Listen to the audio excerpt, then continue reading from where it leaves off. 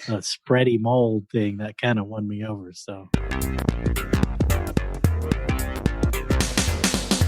hello everyone, and welcome. We are Irenicast. I'm Jeff. It's your boy Alan.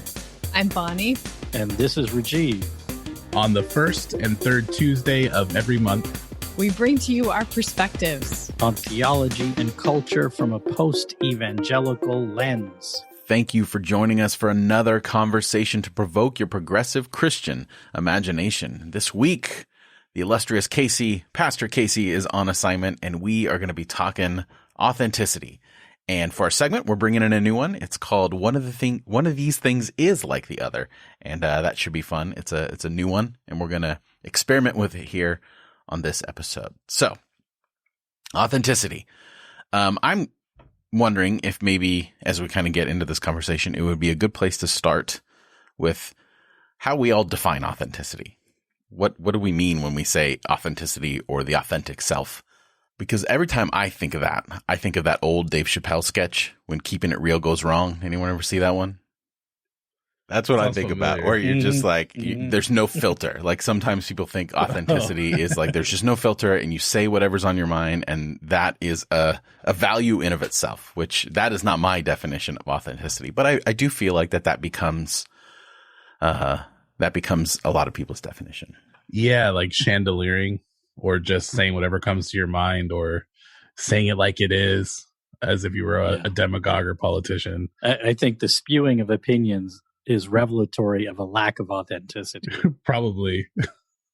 I think of authenticity as like peeling back the layers and coming closer and closer to what one might call real or true or like central core. Because there's all these layers, that of expectations. Usually, sometimes it's expectations that society or culture puts on us because of our identities. Sometimes it's expectations we put on ourselves, maybe even because of our personality or the relations that we're born into put on us. And authenticity is actually going through the process of peeling back those layers to uncover like what's real, what's true, what's central, what's core, what can't be peeled back anymore. For me, that arises in our ability to listen to ourselves. And that usually takes other people to help us even discover what that is. And I think of Parker Palmer. I read his book. Can't remember what it's called off the top of my head, but like A Hidden Wholeness, maybe is what the book is called. And it's one thing to be in like a circle with people who are really listening to one individual, and people are like giving suggestions or judging them or kind of invading on their own personhood and space. That usually sends whatever authentic self we have into hiding. And he compares it to like a wild animal. I don't know if I shared this on a different episode, but he compares it to a wild animal. The true self, the inner self, the soul, whatever tradition describes it as. If you go out into the woods and you try to like say hi to a wild animal and you use a stick and you hit the bushes and you're like, come out, it's going to go into hiding more. But if you can enter their area, sit for a long time underneath a tree, eventually they might come out and make an appearance. And I know that when I've been with other people and when they've gone through hard things and peeled back all those layers and underneath all the scripts that we usually run, if you just sit with people long enough to let them hear themselves, I think that's when the authentic stuff comes out. That's when the true self comes out. But for me, it's hard because I'm not always listening to that part of myself and can't quite hear it because of the way that we relate. An example of that would be creating like a space for an individual to be able to listen to themselves, discovering that there's something that they need to do. I think one of the examples he used was there was this farmer who was really wrestling with the way he was conducting his business. And if anyone came in and told him what to do, they would have shortcut his process. But listening to him long enough, out of his own like inner teacher, is what the Quakers call it, came this voice that was like, my loyalty is to the land, not necessarily to the folks who were doing this thing to the land. And that that access of that authenticity carries a weight and an authority to it that would not have come if he had not gone through the process of being able to listen to himself. So I think there's something there. Maybe we'll get more into that later, but I think that everybody has that part of themselves that if we listen to it, that's where the authenticity comes from. Yeah. I mean, Brené Brown is a very popular and quotable person, but she says about authenticity is the daily practice of letting go of who we think we're supposed to be and embracing who we are. And when I think I was a freshman in college, had a communications professor. First day of class, I was sitting on the front row because I was late. He comes up, puts his finger right in my face, and he's like, "Are you the you that you think you are? Are you the you that they think you are? Or are you the you truly are?" And I was just like, just trying to figure things out. But, that thing has stayed with me. But the point is, in the last part of Dr. Brown's thought, embracing who we are, like that is a deeply internal and personal process. And as people go through it, the folks that are going through it more deeply and intentionally, you begin to see evidence of that in the way they relate to others and so on. Because somebody walking around claiming self-authenticity, to me raises red flags. Right. But when others who come in contact with someone are saying, that's a really authentic person, then I think that validates the process the person has been undertaking. Can you fake authenticity? No, I think you can, absolutely, to yourself. I think our powers of self-deception and delusion are so powerful. And this is speaking as a two. And I think we are way bought in to the idea that we're loving people, whether we are or not. And like that kind of, you can delude yourself into like missing what you're actually feeling and actually thinking. So I think sometimes I come across as a very authentic person, but the layers of what I'm really feeling are so deep that it's sometimes hard to access that space. And so I think you can fake it. I don't think it makes for a good life.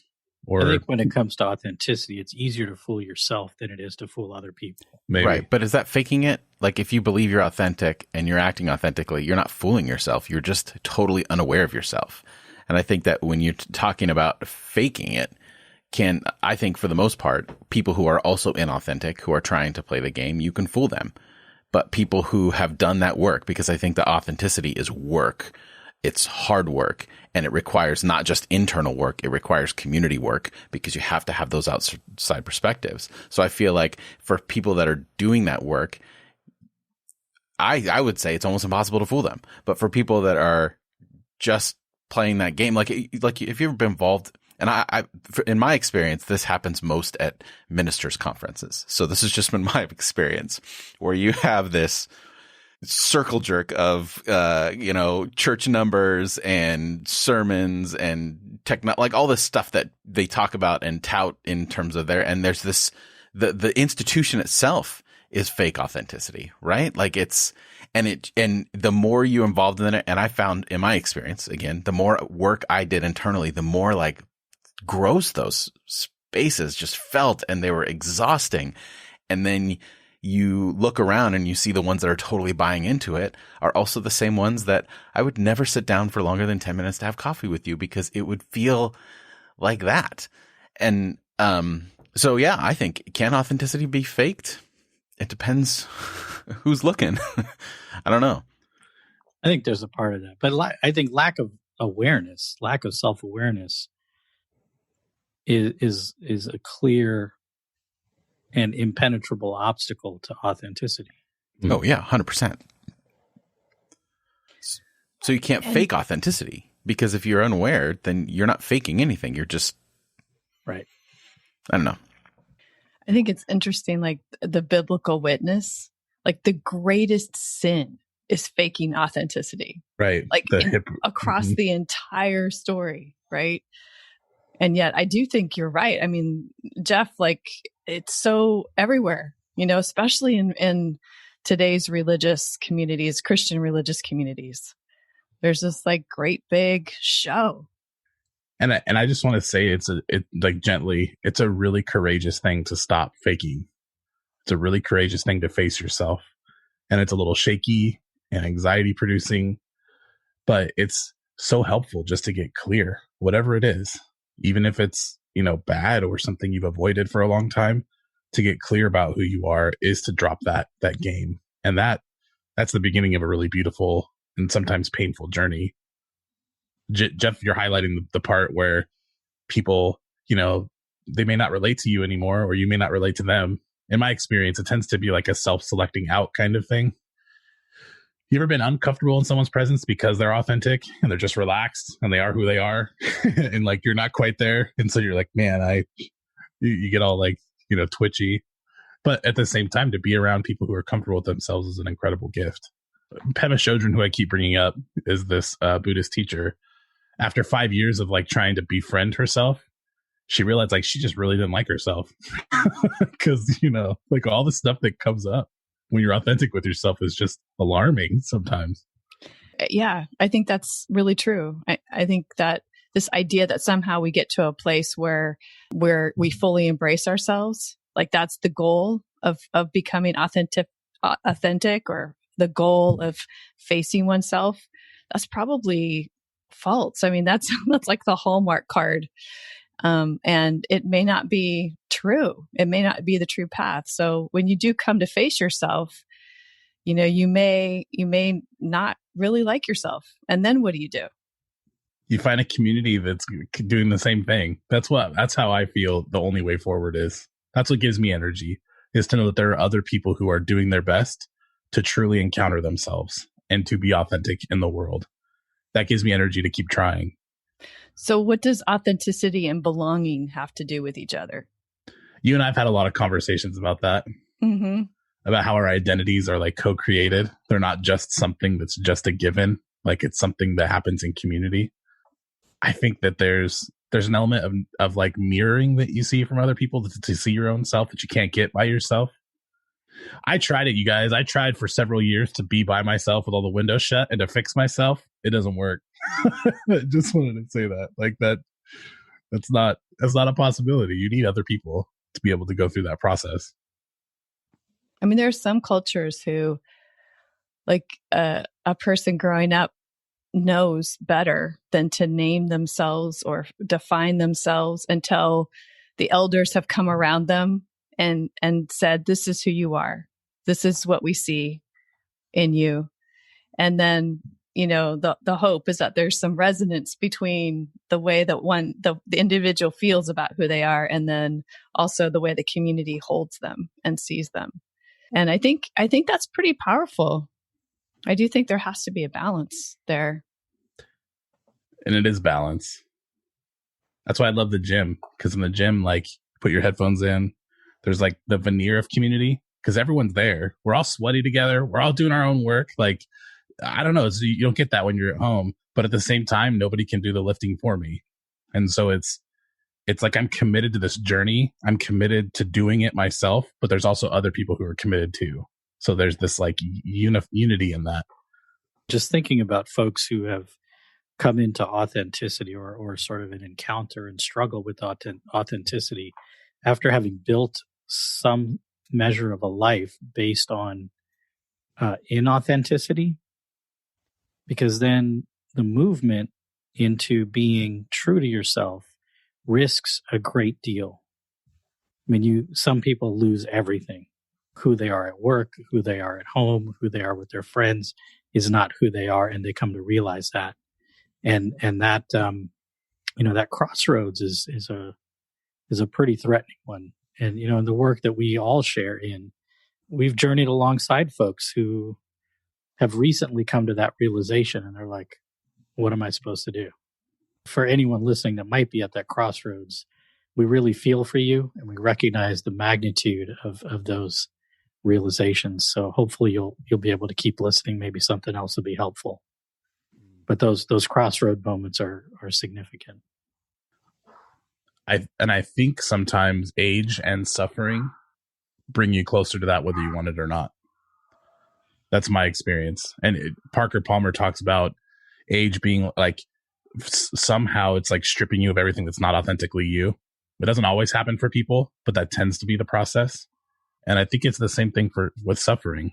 Like when I was in chaplaincy working at the hospital, it's like when we encounter these really rough moments, sometimes it strips everything from us. And then we're like, man, what is left? Going through that process early before you face intense suffering, or before you let the world do that to you is a courageous act. So if you're at that crossroads and you're choosing that, like, you've got friends, lots of them. Well, I wonder, with all of that, it seems that a conversation in our country, in our culture, we talk about authenticity a lot. And I feel like the things that we talk about a lot are reflecting something that we feel we don't have a lot of. And we don't have anything built into our structure. You know, for many of us that have worked with adolescents, we don't have anything built in that really allows people, especially in more fundamental circles, that allows people to discover and give them the tools to practice authenticity as a discipline or value or whatever. And then on top of that, you throw in the primary means in which we communicate with one another are there to promote a certain amount of inauthentic behavior, you know, the right framing of your photo, here the things that we're putting out there and putting public. So, you know, we can talk about authenticity and all that kind of stuff, but like, then there's that, how do you build that in to a culture, to a life? And I mean, we've recently had a conversation about parenting, and, you know, I think part of that is modeled, and then part of that is, you know, making real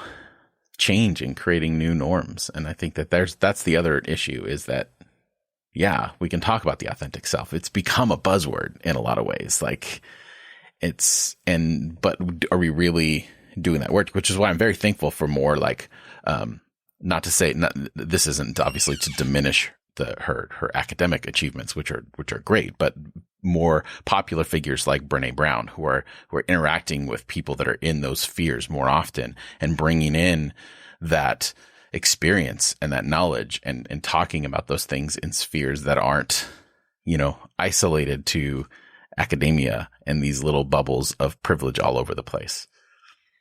Yeah. I mean, I think, Jeff, you're so right. You know, what systems are in place to help bring adolescents up, or young? It's not adolescence. It starts from birth, right? But all the way through to help kids practice authenticity.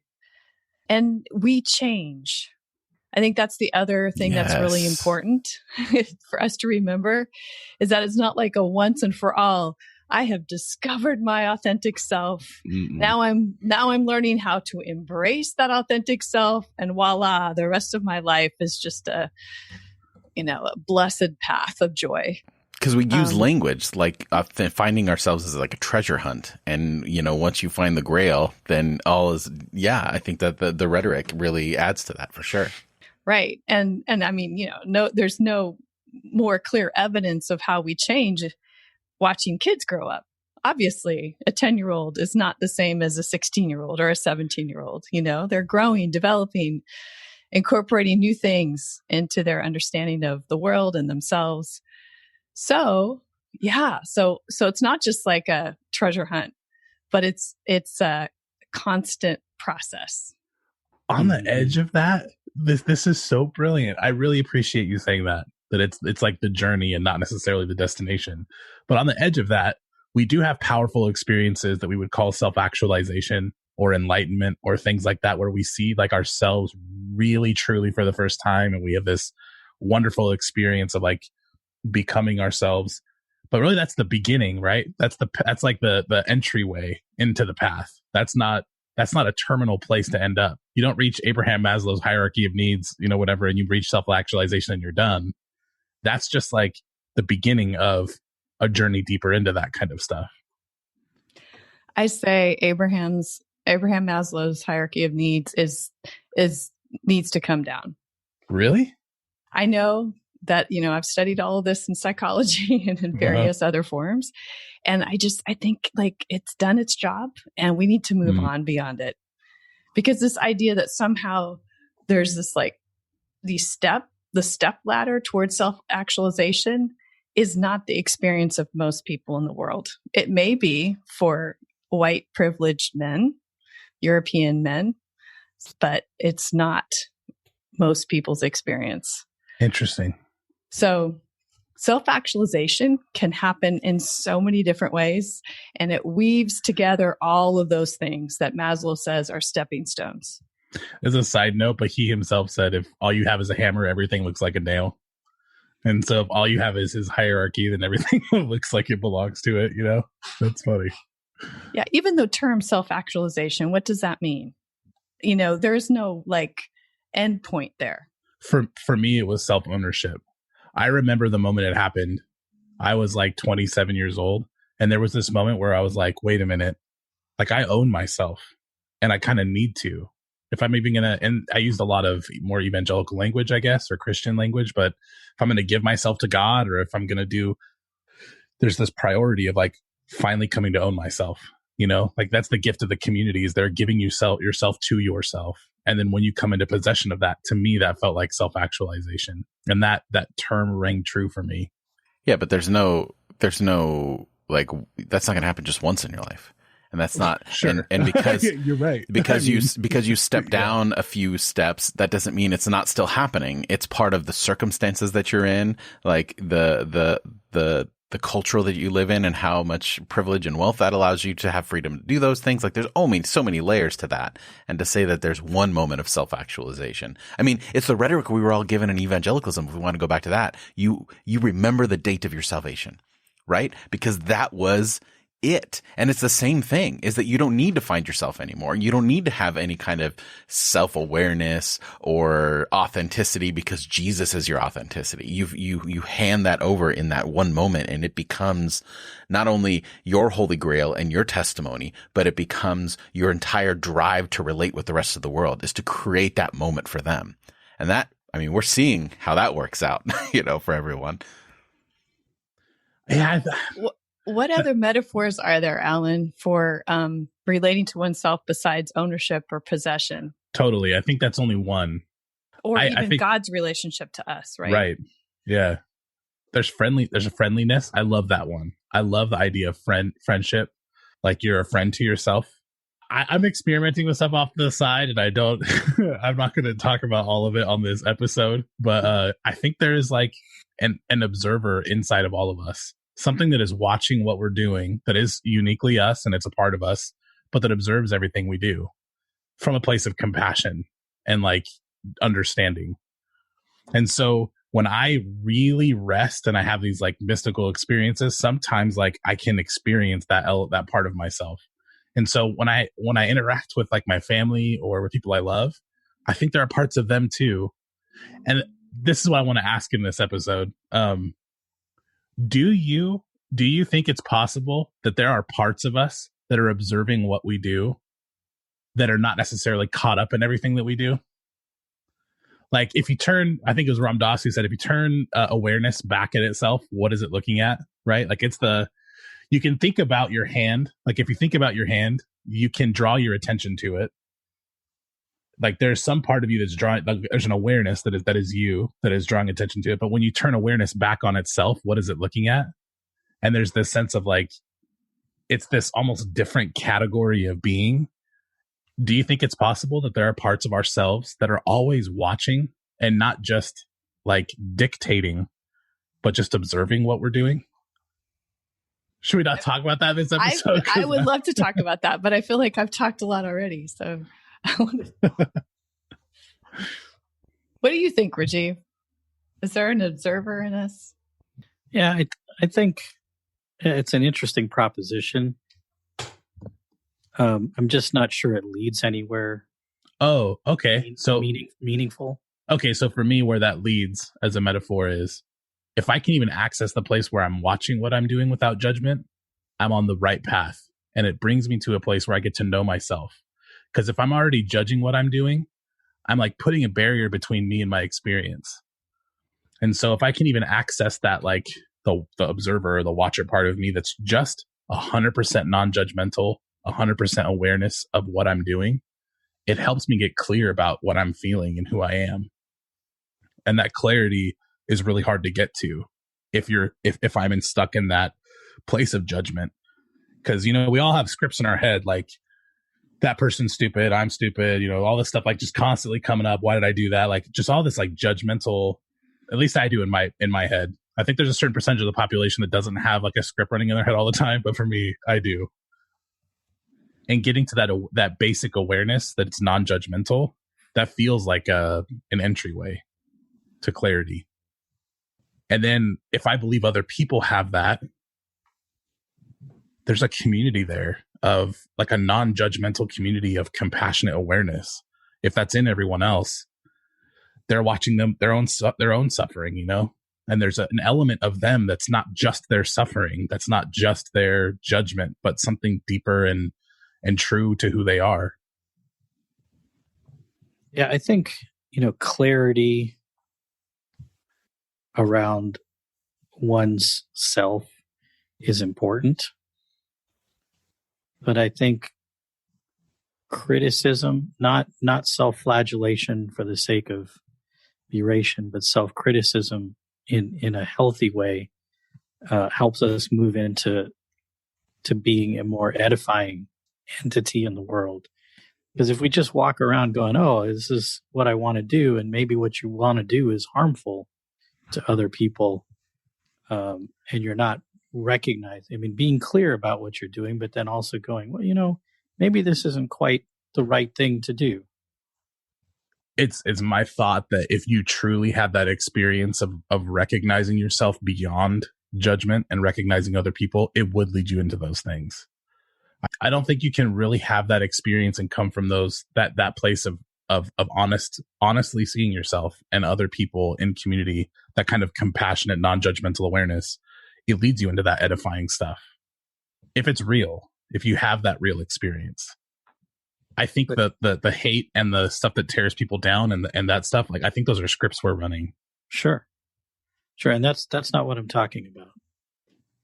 I just think there's some people that go down that path that end up in a state of complete self-delusion. Absolutely. And that's why we need community. Because in that space, you're not actually you're not encountering what I'm like talking about. You're still doing something else. Part of what makes me suspect is you bring up Ram Dass. Sure. I haven't read a lot of his stuff. I just heard that, I haven't heard a lot of his stuff, but I don't know how much that's like cultural appropriation but I've had experiences on my own and I hadn't had any contact with some of like the Hindu thought. And then I've been reading some more, not just Ram Dass, but other places where they talk about like the heart cave and things like that it's my experience to a T. And that I think has been the most helpful for my own relationship with myself and my relationship with the world. Yeah. And I love Hindu philosophy and Hindu teaching and have, varying degrees of relationship with some different Hindu deities personally. Sure. But, I don't know. I just really struggle, not with the entirety of what Ram Dass has put out there, but struggle with some things. So that just, as soon as his name came up, I was like, oh. I saw it in your face. I saw the microaggression. Like, yeah, I don't know. Like, I haven't read like all the stuff he's written. And I just heard that one example used by a third party of awareness looking back at itself. And it doesn't belong to Ram Dass. That belongs to lots of traditions. I don't think that truly encountering that non-judgmental awareness of yourself, I don't think that spells out self-delusion. And I don't think it harms compassion. I think it builds those things. Do you think a little bit communicating it that way feels like overwhelming and impossible? Like, it feels like when we're talking about like spaces within ourselves, and once we get to this space, then everything becomes clear. But those two things, like that judgment can still exist in that space if we're looking at like certain moments or certain habits or certain patterns, that we can take things one by one and allow those things to coexist in one space and not feel like we have to have this full revelation that cleans the entire room of our heart, to use a stupid analogy or whatever. But I think that, like, even just hearing that, to me, it's like, how do you move away from that judgmental? I can do it here in this moment for this second, and that'll give me enough juice to kind of get to that next place. All the spiritual teachers would talk about how, like, you don't live in that place all the time. It's not something that's like you're constantly having an awakening experience or constantly having, some sort of enlightenment, or it's something that you experience and that, like, affects your life and something you go back to. But and trying hard is the opposite of what the point is too, like, have I reached a place of non-judgment? Well, you're like being hard on yourself already. Like, so that's why I think the metaphors for authenticity that work for me, Bonnie, are like friendliness and grace or openness. And like, if you can at least start from a place of like, well, I'm going to just watch what I do without judgment, I start to encounter stuff that I didn't even realize was there, that I wouldn't have if I would have been judging myself in the first place. So if you're a listener, you're listening to this, like, just give it a shot. Like, spend 5 minutes trying not to judge yourself and just sitting with yourself and watching yourself. Like, that alone is worth gold in my mind to the spiritual journey toward authenticity. That could be, super helpful to practice non-judgmental awareness. I do think that it sort of reframes language that we've all been steeped in for such a long time.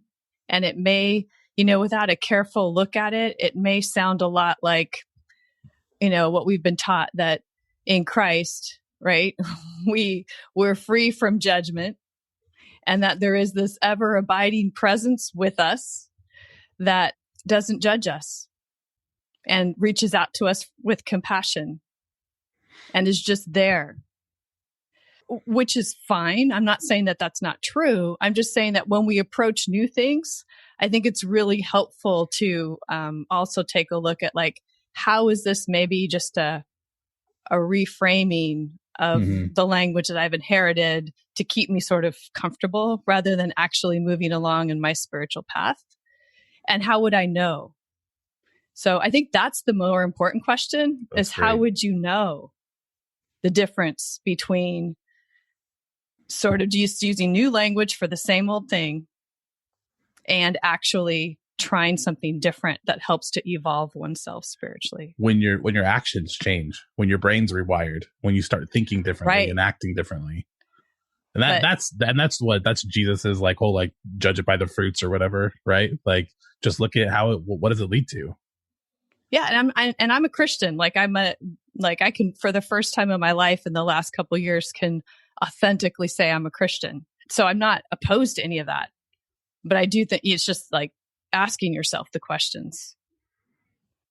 Yeah, I think the phrase that you just used to open that thought, Bonnie, non-judgmental awareness, has to be together. That's like a single word for this, because just not non-judgment. Trump is a great poster child for that.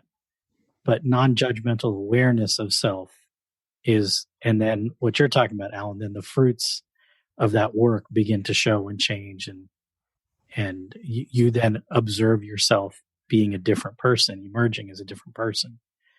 So the languaging can be subtle sometimes, but it's really important to think it through carefully. Take some things through to their logical conclusion before you invest too much in it. That's the tension. Non-judgment and awareness. Those two things are really powerful, right? But they're not exactly the same thing, right?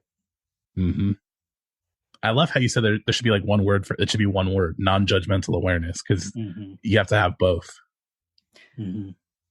Right, and that takes it's a muscle. Like, it takes practice. And I think your way of describing how to practice by just sitting with oneself and trying it out is a great way to do it. I also think, like, our triggers, which sometimes are the most powerful things that we feel, especially as we're leaving one setting, moving out. We don't even know where we're headed half the time. We just know we have to leave. How do we know we have to leave? Because we get trigger after trigger after trigger that something's not right. Those are super important to pay attention to. And there's the initial way of paying attention, which is just something's not right. And then as we continue onward, we can pay attention to them in a new way. Like we can look at them and say, what about me is being triggered? And maybe what's being triggered is one of those layers of myself that I need to peel back in order to actually discover what's authentic about me. And that's a whole different kind of question about, what's triggering me. Maybe what's still triggering me is old assumptions that I'm carrying forward, or wounds that I thought I'd healed and hadn't. But those wounds aren't really me. Those are wounds that, are yet to be healed so that I can be the whole person that I am, so I can live into the wholeness that I am. What do you think also in connection with that, Bonnie, like that idea of, being aware of what triggers you and stuff like that. But I think that awareness is then one step. Like, okay, I know these things trigger me. I know myself well enough to be here. And then it becomes an avoiding game. Like I just won't be around it anymore. And so we sit for years with awareness of ourselves, but we're not doing anything about it. We're not like, we're just like, no, I know that's who I am. And then we almost live in that as an accepted of who we are. We become attached to them. Yeah. Like they're my babies. They're my precious almost, Yeah.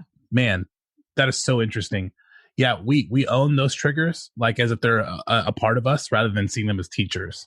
And I think or we just avoid it altogether. We try to create a life that we're never triggered, right? And so I think those negative emotions and negative experiences are some of the most powerful teachers that we should just pay attention to and welcome them, light a candle for them and say, hey, come sit on the couch and talk to me. Like when you were talking, I was thinking of Rumi's Guest House.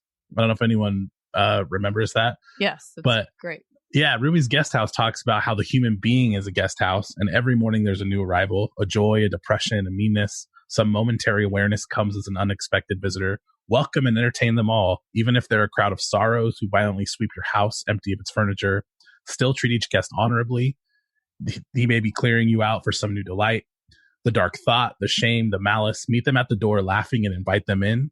Be grateful for whoever comes because each has been sent as a guide from the beyond. There's something so deeply true in a lot of spiritual traditions of leaning in instead of leaning out, of when things feel hard and they're anxiety producing, rather than trying to avoid it, sit with it, like go toward it and welcome it in. Well, I think what's so beautiful about that poem is that Rumi says each human's a guest house. So the authentic human is the house itself, not the guests that come in and leave. And I think that's where we conflate the two and we become attached to these triggers. I mean, that's one word for it, as if they are us or they are an authentic part of us, rather than welcoming them in, learning from what we must learn, and then saying goodbye and welcoming the next, I think that's Jeff, what you were referring to too, when you were saying that, we kind of, it's like step 1, then step 2, then step 3. Yeah. Eventually to get to the place where your house. Right. Well, and I really try, and I've tried like consciously over the last decade to stop using words that dictate a process, like evolution and because it feels so like you're going to get to this place, but we don't have a lot of language for it. And that's what I'm starting to realize over the last couple of years is like, man, our language is so inadequate to talk about things like these because we always default to evolution. Like you're moving into something, instead of this fluid back and forth, like it is. And, that's why I struggle with all these metaphors. Like anytime I hear a conversation about the self, and, talk about triggers, Alan, when you were talking earlier about Ram Dass and something like the observer of yourself, like all that to me was just like, oh my gosh, it's so exhausting to like listen to all that. Because for me personally, like it just, there's no, I don't know. I'm just more practical in the way that I approach these things. And if I sit there in those headspaces and entertaining these, these ideas and try to find a place of like enlightenment, I can't think of a non-crass way to illustrate how that feels for me, but it's just like this moment and then it's over, and it's like poison. Yeah. I think that's what the Lojong teaching in Buddhism talks about, is the medicine like becomes poison for people because you're getting caught up and wrapped up in all of that, and it's not like doing what it's supposed to. So I hear that. I just feel like there's so much like the practical side that we can get into that are a lot more helpful. And I think sometimes the language that we use when we're describing like the journey of the self does its opposite effect, where we're just like, we're talking about all these explorations. And for some of us, it's, why do I keep eating potato chips when I hear a bell? Okay, we can figure that out. It's like a little thing. But for some of us, those things are deep, and you can't do it alone. You can't even do it with your friends and family. You need a professional. And we have to be able to let people know that there are degrees to this kind of thing. And I think when we make the language of self-discovery, then everything becomes a self-help book on the 99-cent rack, right? And it all becomes cheapened when we use this language that puts everyone on this same level in terms of where they are in their discovery. And when we talk about like evolution, you need to get to this place. We create a hierarchy, and we're not even realizing it by trying to use language that is like level. And I just think that these conversations are important, and they do need to happen in community, and they do need to have moments by ourselves. We do need to have moments where we talk to loved ones that can help point out patterns to us that we can't see. We also then need to know, like, where does it get to that point where we need someone more in our life? Because it's complicated, and it's life. Like, it's moving forward. And I think that's going back to that conversation, going back to the beginning of the conversation, that's where those tools in development becomes so important. And I think that maybe a lot of the reason we're all so lost in how to discover this is because we weren't given that foundation. So we're trying to discover that foundation later in life. Highlighting something you said, like early on, you said it is. It's not just an evolution. It is already. I think for me, that's really helpful. Like, a tree is what it is. It already is that thing. A human being, ourselves, are what they are already. Whether we're aware of them or not, whether we're operating out of them or not, there is an element of us that just is. And so you can start this work literally wherever you're at.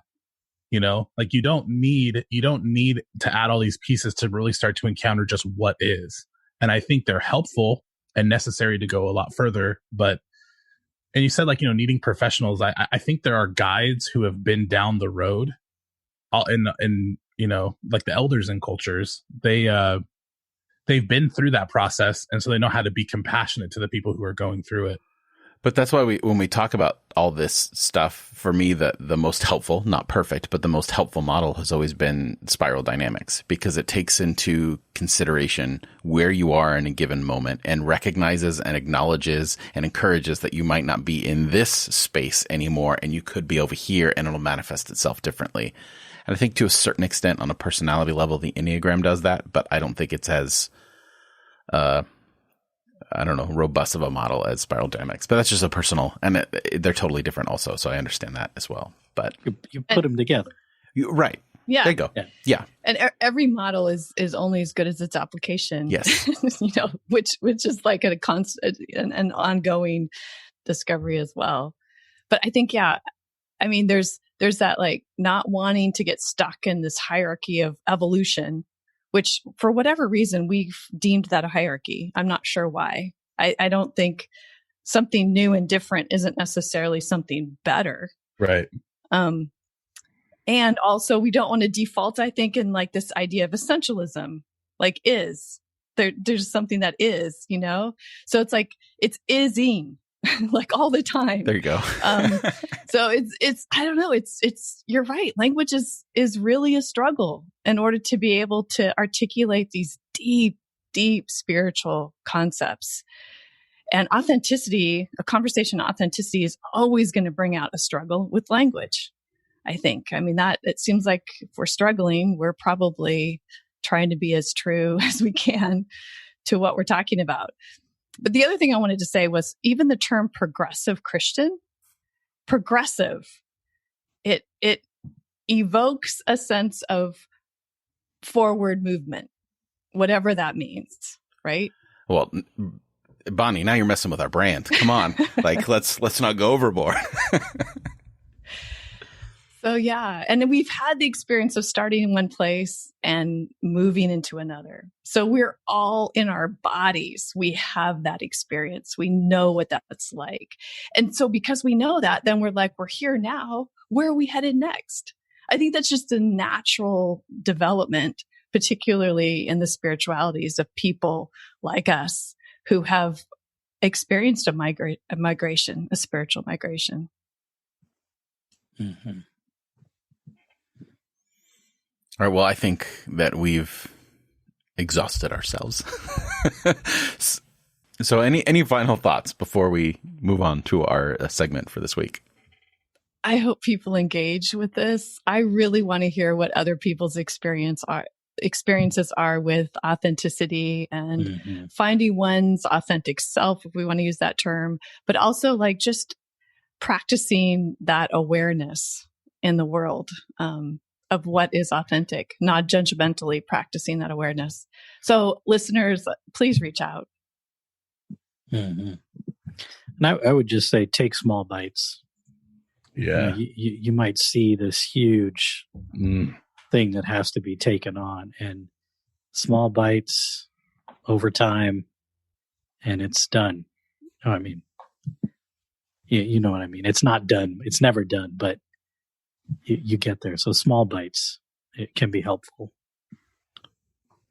My small bites are like, 15 minutes, or I start out with 15 minutes in the morning after coffee when I'm really awake, of sitting with myself. I can't take more than that. 15 minutes is brutal. And honestly, it's really rewarding. The other thing about my small bites is finding people who listen and don't project onto me, but actually sit with me. So I think my encouragement is, if you can find a friend who's willing to have conversations like this about who you really are, try to schedule some time with them every once in a while. And, set an alarm for 5 minutes and just like be in your world every day. And that's what works for me. All right, then. Good stuff. Well, let us know what you think. You can add your voice to this particular conversation and comment on the show notes at irenicast.com/180. Also in the show notes, you'll find relevant links and a complete list of all the other ways to like, follow, and contact the show. That's irenicast.com/180. On the other side of the music, we're going to be playing a brand new segment called One of These Things Is Like the Other.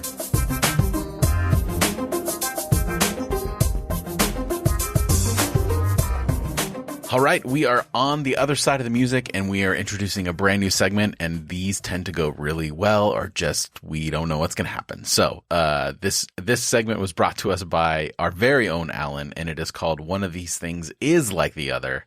So Alan, give us an example, explain to us and the listeners what we're going to be doing here, and then let's get into it. Sure. The idea is that you pick two things, and then you pick a third thing, and you argue about which one of those two is more like that thing. I don't have any great examples. You have a dog and a cow, which one is more like a hammer? And then we could argue about why that is the case.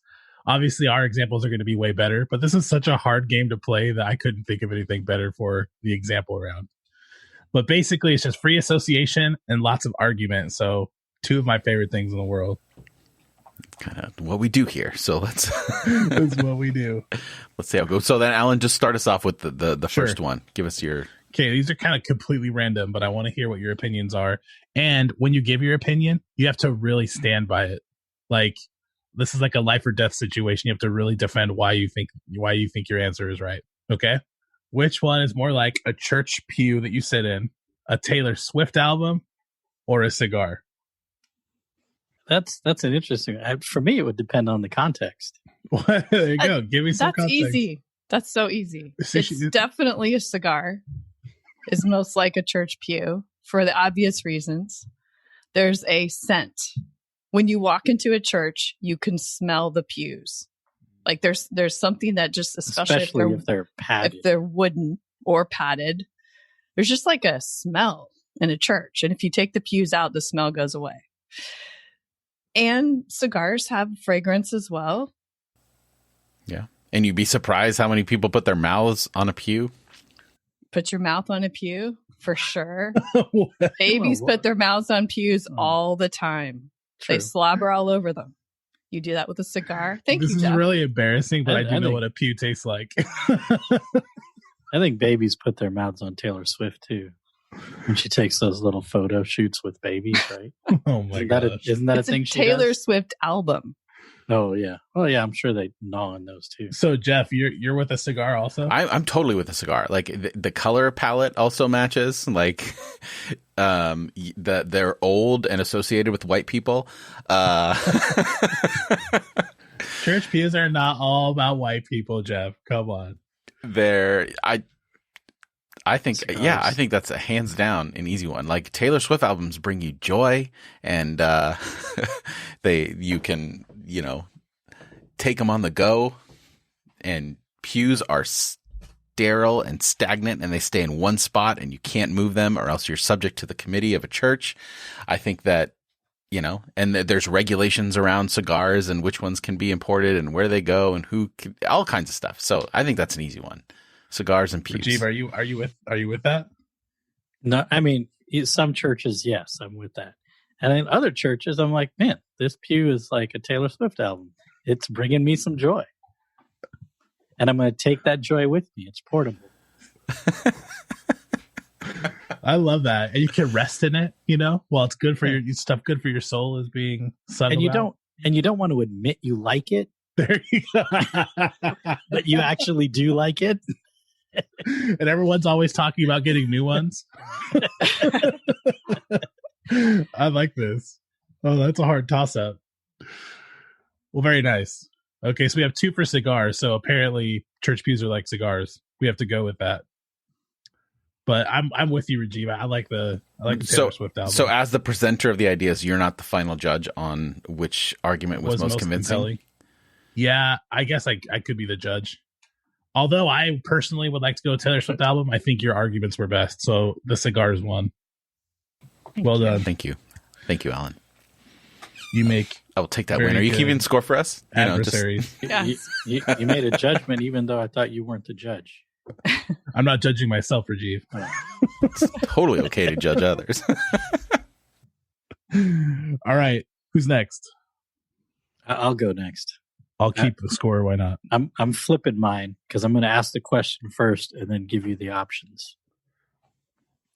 Which one is more like a gross bowl of moldy spaghetti? Donald Trump or Mitch McConnell? Oh, I kept it PG. I know my answer, but I'll let you guys go first. And that we're comparing them to a bowl of moldy spaghetti. Right. It's cold and gross. Color-wise, Mitch wins, right? It's not putting on the orange makeup. Unless So the mold is orange. true, Which could be. true. Unless it's like that weird like vegetable dough, kind of like a carrot spaghetti or whatever. But if we're just going standard spaghetti palette, I have to make a pros and cons list for this one because I got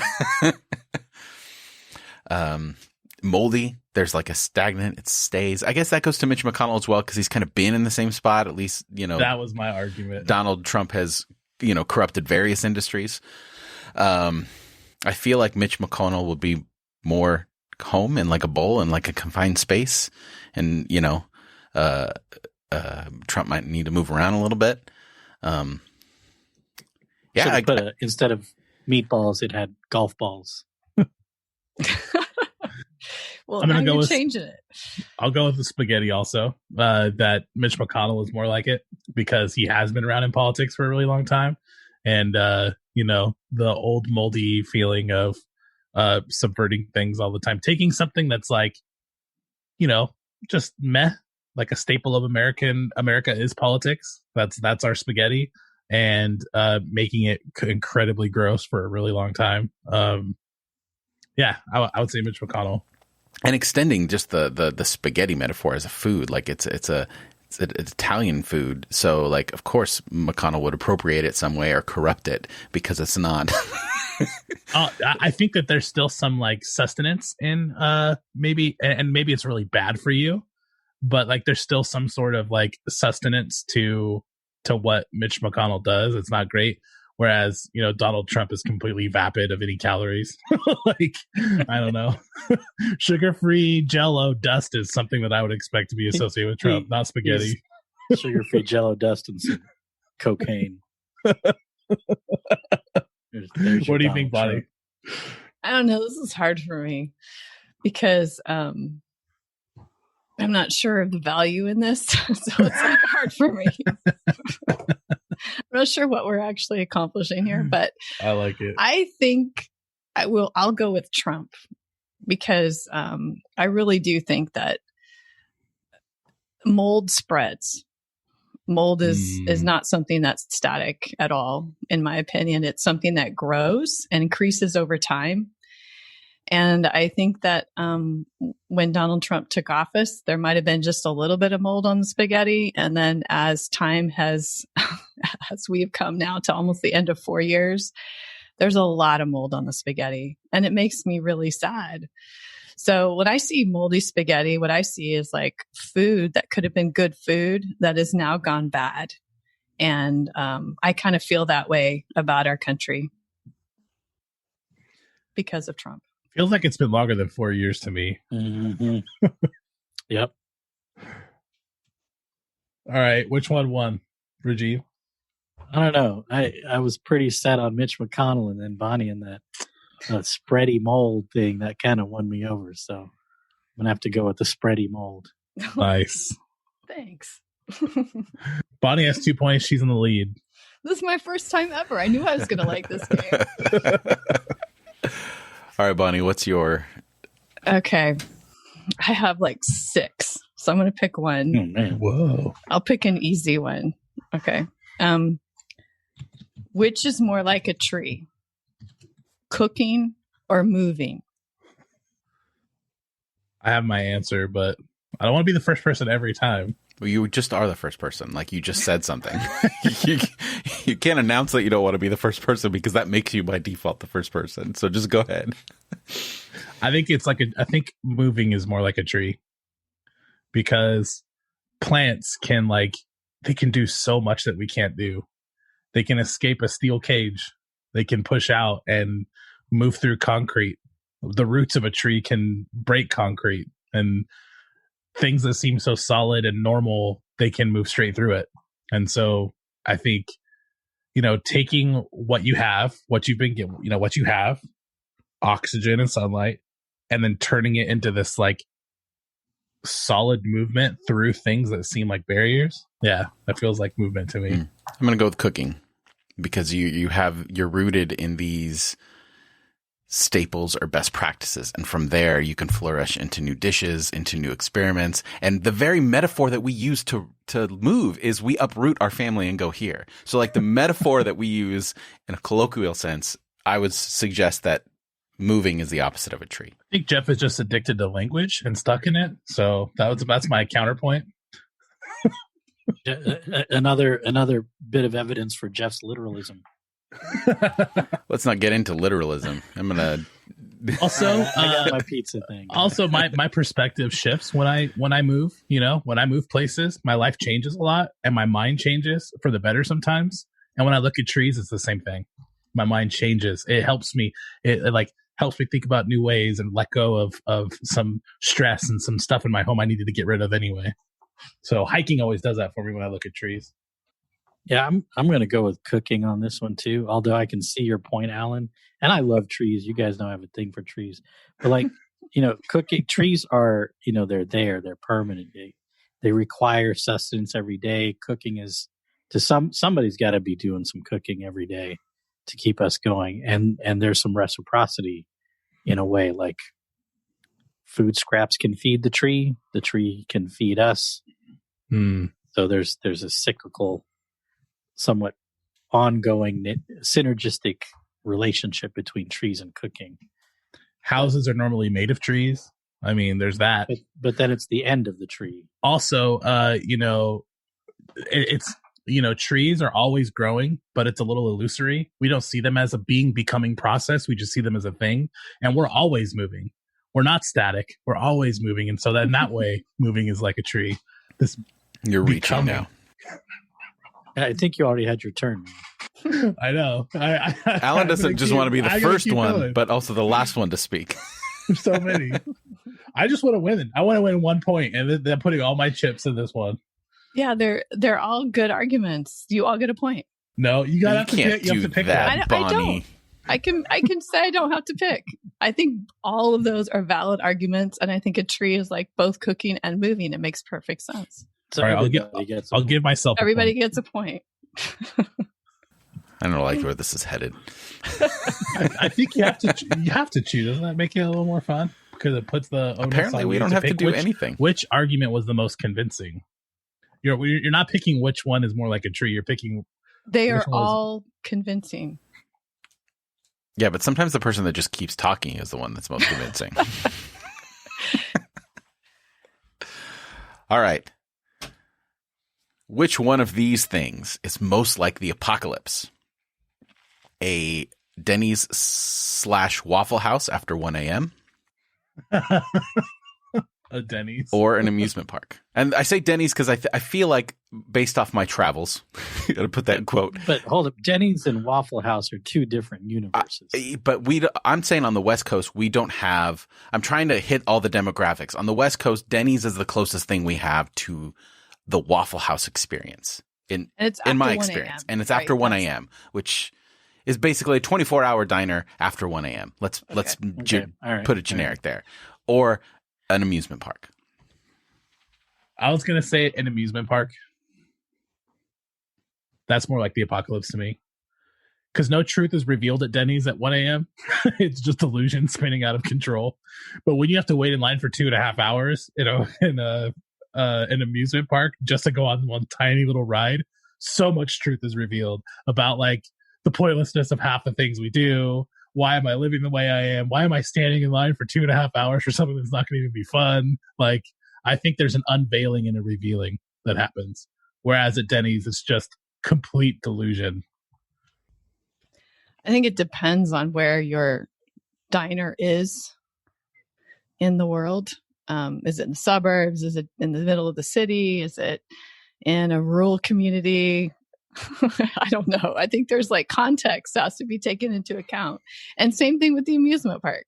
Are we talking about, like Disneyland? Are we talking about...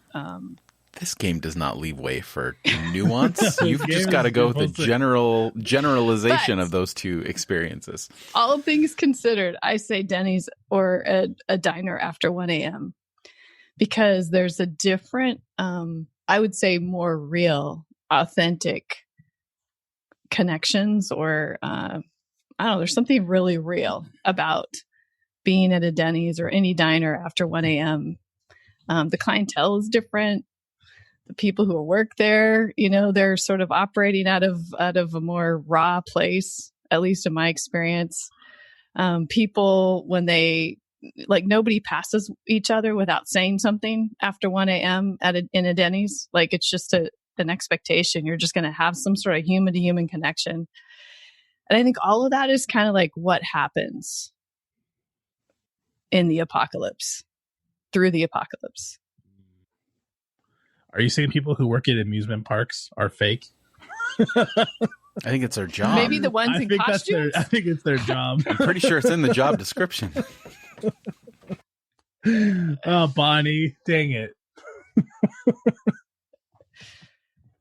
All right. So this is definitely a California reference, but I'm going to get specific here because I've been to a lot of late night diners and it's a mixed bag. Some are great.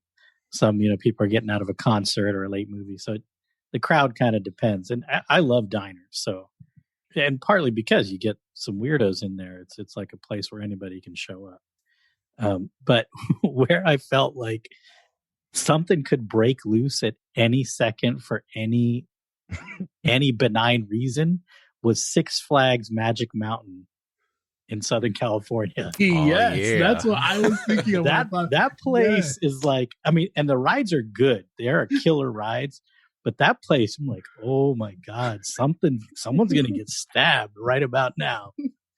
And they wouldn't have done anything. Oh, I love that. There's an energy in that place, isn't there? Like it's like nowhere else in the world. That's true. And we were, as a family, we were on just a little SoCal road trip, and we went to Six Flags Magic Mountain after 2 days in Disney, and that was a huge mistake. Because, like, Disney, everything's like perfect, and it's like in order. Again, for the rides, Six Flags Magic Mountain's great, but yeah, it just that experience is seared in my memory. Like, holy smokes! My first youth group was right next to. It's in the same town as Six Flags Magic Mountain, and that was some wild stuff. And I know Jeff took tons of trips to Six Flags Magic Mountain. It's funny.